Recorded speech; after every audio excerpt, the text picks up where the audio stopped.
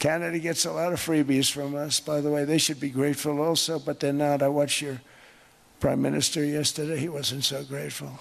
Canada lives because of the United States. Remember that. If you look at a map, they drew an artificial line right through it between Canada and the U.S., just a straight artificial line. Somebody did it a long time ago. It's so perfect as a great and cherished state. What I'd like to see, Canada become our 51st state. It would be 100% certain that they'd become a state. What happens when the world's most powerful country begins to speak openly about borders as if they were optional, and about allies as if they were assets to be acquired? For decades, the idea of war between the United States and Canada belonged to history books. The two countries share the world's longest undefended border, deeply integrated economies, and a military partnership forged in conflicts from the Second World War to Afghanistan. But in recent times, a series of remarks, policies, and actions from President Donald Trump have unsettled that assumption. And as Washington's posture grows more aggressive, from military strikes in Iran to intensifying economic pressure on Cuba, Canadians are asking an uncomfortable question: could they be next? The anxiety did not emerge in a vacuum. It built slowly, beginning with rhetoric that many first dismissed as bluster. Trump repeatedly floated the idea that Canada should become the 51st state. He suggested that many Canadians would welcome annexation, claiming they would save on taxes and military protection. He mocked Canadian leaders by referring to them as governors. At one point, he posted an altered map on social media showing Canada and Greenland covered by the American flag. For some observers, these were provocations designed to stir headlines. For others, they were signals of something more serious. The fixation extended beyond symbolism.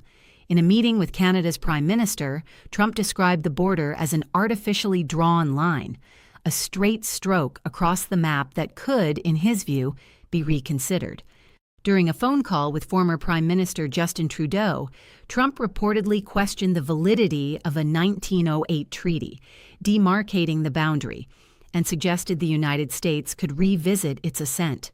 Legal scholars noted that the 1908 agreement was largely technical, formalizing earlier 19th century compromises. But the mere act of casting doubt on a ratified border treaty introduced a level of unpredictability rarely seen in modern North American relations. For Canadians, history offers an unsettling precedent. In 1930, the United States approved War Plan Red, a classified strategy outlining how it would invade Canada in the event of war with Britain. The plan envisioned rapid strikes on port cities, the seizure of infrastructure, and the expectation that Canada would fall within days. At the time, it was a contingency against imperial rivalry. Nearly a century later, that document has resurfaced in public discourse, no longer a dusty artifact but a reminder that alliance and contingency planning have always coexisted. Under Trump's second administration, those historical echoes have gained fresh relevance. The Canadian military has reportedly modeled hypothetical scenarios of a U.S. invasion, however unlikely officials deem it. Internal assessments suggest that American forces could overwhelm conventional Canadian defenses in days. In response, planners examined asymmetric strategies: small units, sabotage, drone warfare, and a retreat to defensible northern positions. Such contingency planning does not signal imminent war, but it underscores how dramatically perceptions have shifted. Public opinion reflects that shift. A 2025 poll found that 43% of Canadians believed a military attack by the United States within 5 years was at least somewhat likely. 10% considered it highly likely or certain.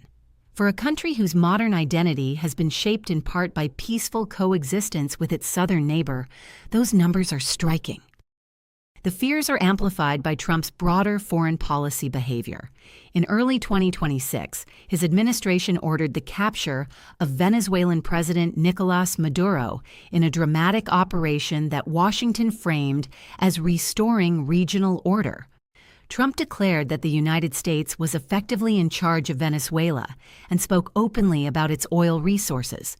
The episode signaled a willingness to deploy force in the Western Hemisphere under a revived interpretation of American preeminence. Greenland also came under the spotlight. Trump pressed for U.S. control over the Danish territory, citing national security and Arctic strategy amid rising competition from Russia and China in the region.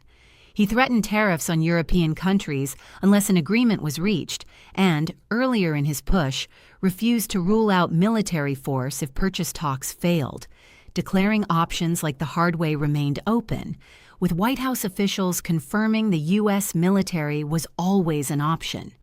Though he later walked back direct force threats, the initial rhetoric invoked a modernized Monroe Doctrine, the 1823 U.S. policy that warned European powers against further interference or colonization in the Western Hemisphere, asserting American preeminence in the Americas.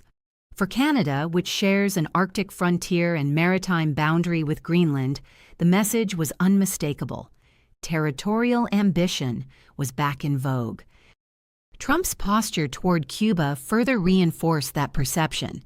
He tightened economic pressure on Havana, restricted access to Venezuelan oil, and suggested other governments in the hemisphere could face similar consequences if they crossed Washington's interests. His support for Mexico's intensified operations against drug cartels, culminating in the killing of cartel leader El Mencho, demonstrated how security narratives could justify cross-border force. Then, in late February 2026, the United States joined Israel in launching sweeping strikes on Iran under Operation Epic Fury. The operation killed Supreme Leader Ayatollah Ali Khamenei and hit nuclear facilities, missile sites, naval assets, and key regime infrastructure.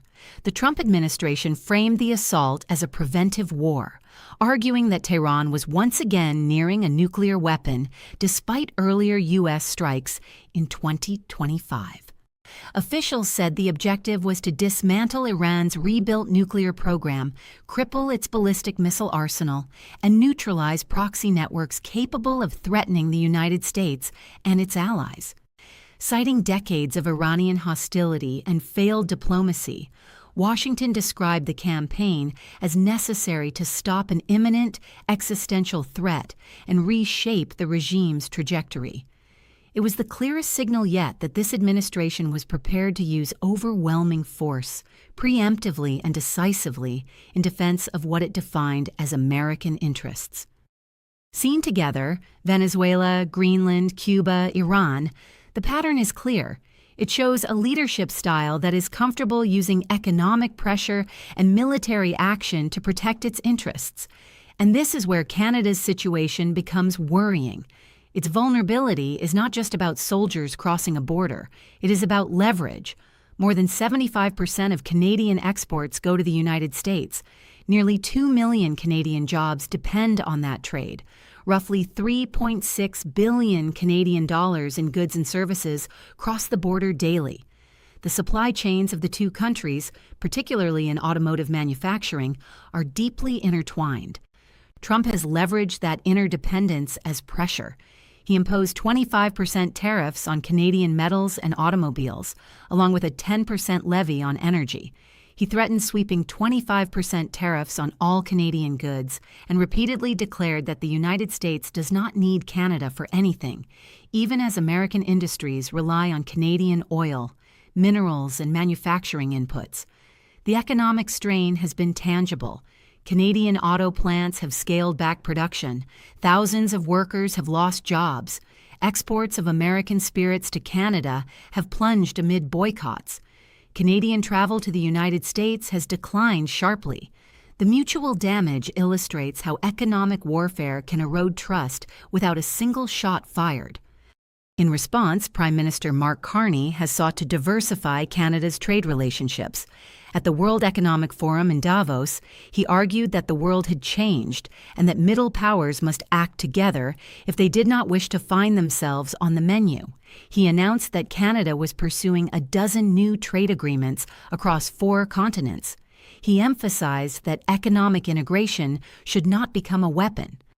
One of the most controversial moves was a recalibration with China. Canada agreed to reduce tariffs on Chinese electric vehicles, lowering them from 100% to 6.1% for a capped number of imports. In exchange, Beijing reduced tariffs on Canadian agricultural products such as canola. Carney insisted this was not a comprehensive free trade agreement and that Canada remained committed to its obligations under the United States-Mexico-Canada Agreement. But the signal was clear. Ottawa was preparing for a future in which reliance on Washington carried risks. However, Trump reacted sharply to Ottawa's outreach to Beijing. He threatened to impose 100% tariffs on Canadian imports if Canada proceeded with the deal with China, warning that Canada could become a drop-off port for Chinese goods entering the U.S. market. He further claimed that China was successfully taking over Canada and cautioning that Beijing would eat Canada alive if such ties deepened. For Washington, the issue was no longer just tariffs, it was influence. Trump's rhetoric suggested that closer Canada-China ties would be treated as a geopolitical threat, not simply a commercial decision. Meanwhile, Canada pursued an automotive agreement with South Korea and introduced incentives to bolster domestic electric vehicle production, aiming to reduce dependence on the U.S. market. The strategy reflected a broader calculation: diversification as insurance. Security analysts warn that economic coercion may be more plausible than tanks crossing the 49th parallel. Thomas Homer Dixon of the Cascade Institute has argued that a sustained campaign to demonize Canada, portraying the border as lawless and drugs as pouring south, could reshape American public opinion. Disinformation campaigns could amplify separatist sentiments in provinces like Alberta or Quebec. Pressure could mount over access to Arctic routes such as the Northwest Passage. In this scenario, war would not begin with missiles, but with narratives. Yet the possibility of real conflict cannot be dismissed outright. The United States has not engaged in armed conflict with Canada since the War of 1812, but history demonstrates that alliances can shift. Trump's admiration for expansionist eras of American history, from William McKinley's annexations to Theodore Roosevelt's corollary to the Monroe Doctrine, frames his worldview in terms of territorial consolidation and hemispheric dominance. Canada, for its part, has begun strengthening Arctic defenses and increasing military spending toward NATO targets. Discussions have emerged about expanding reserve forces and even implementing forms of national service. These measures are precautionary, but they reflect a country recalibrating its assumptions. At the heart of this tension lies a paradox. The United States and Canada are bound by geography, culture, and commerce more tightly than perhaps any two sovereign nations. 400,000 people cross their border each day. Families, industries, and security agencies operate in seamless coordination. The idea of war seems irrational, and yet geopolitics is rarely governed solely by rationality. It is shaped by leadership, ideology, and perception. Trump's rhetoric about artificial borders and continental unity may be dismissed as negotiation tactics. His threats of tariffs may be seen as leverage ahead of trade reviews, but when combined with demonstrated willingness to use force in Venezuela and Iran, aggressive posturing over Greenland, and economic pressure campaigns, they contribute to a climate of uncertainty. Could Canada be the next target for war after Iran? The available evidence does not suggest an imminent invasion. Most defense experts continue to describe such a scenario as highly unlikely. But the more important question is not about tanks crossing the 49th parallel tomorrow. It is about direction.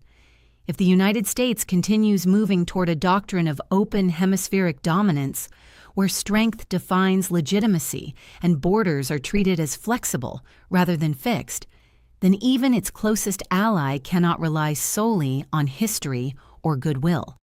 In that context, escalating trade tensions and Canada's outreach to China risk becoming more than economic disagreements. They could become flashpoints in a broader strategic struggle. And in a climate already shaped by forceful precedents abroad, a single deal or dispute could prove to be the tipping point that transforms pressure into confrontation. For Canadians, the shift has already reshaped public consciousness. Trust has eroded. Patriotism has surged. Economic strategies are being rewritten. Military planners are contemplating scenarios once considered unimaginable. In the end, the most consequential battlefield may be economic and psychological, rather than physical. A trade war can hollow out industries. A narrative war can undermine sovereignty. A sustained campaign of pressure can achieve what direct confrontation cannot. The world is watching how Washington defines its role in the hemisphere. Whether Canada becomes a target of open conflict or prolonged coercion will depend not only on rhetoric but on choices yet to be made.